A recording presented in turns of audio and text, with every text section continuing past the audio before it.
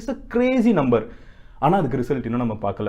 மக்கள்கிட்ட இன்னும் metaverse penetration நடக்கலை. ஃபேஸ்புக் ஒரு சைடு ஆட்களை ஃபேஸ்புக் புதுசாக ஜாயின் பண்ணுறவங்க கம்மியாயிட்டு இருக்காங்க. இன்ஸ்டாகிராம்னால டிக்டாக்கை அமெரிக்கா மாதிரி கண்ட்ரீஸில் அடிக்க முடியல, அதாவது ரெண்டும் இருக்கிற கண்ட்ரீஸில் அடிக்க முடியல. ஸோ இவ்வளோ பிரச்சனைகள் போயிட்டு இருக்கிறதுனால மார்ச் 2022 இந்த வருஷத்தோட மார்ச்சில் பார்த்தீங்கன்னா ஓவர் நைட்டில் ஃபேஸ்புக்கோட ஷேர் விழுந்தது இதுவரைக்கும் ஹியூமன் ஹிஸ்ட்ரியிலே ஒரு கம்பெனியோட ஷேர் அவ்வளோ விழுந்ததே கிடையாது. இன்வெஸ்ட் பண்ணுறவங்களுக்குலாம் பயம், என்னடா இதுக்கு மேலே இவங்களை நம்பி எப்படி காசு போடுறது, இவங்க வளரவே மாட்டாங்க போலன்னு சொல்லிட்டு எல்லாரும் காசு எடுக்க ஆரம்பிச்சிட்டாங்க.